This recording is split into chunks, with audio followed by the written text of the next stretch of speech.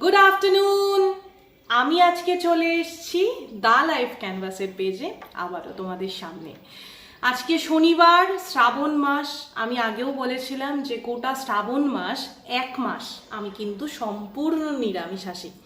তো আজকে হোয়াটস in my lunch, ভাত, এটা হচ্ছে পটল পোস্ত, মুগের ডাল, শশা, এটা হচ্ছে পনির পাসিন্দা, মানে পনির আর ক্যাপসিকাম, টক দই আর কাজু বাটা, পোস্ত বাটা দিয়ে উপরে কাসুরি মেথি দিয়ে একটা তরকারি, মানে একটা আইটেম, এটাকে আমি নাম দিয়েছি পনির পাসিন্দা।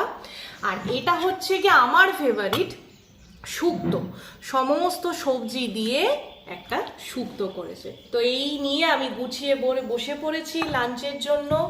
আমি এখন জমিয়ে খাবো, আবারও আসবো তোমাদের সামনে। তোমরাও নিশ্চয়ই এখন খেতে বসেছো। সবাই খাওয়া দাওয়া করো, শনিবারের দুপুর এনজয় করো। Happy weekend, tata.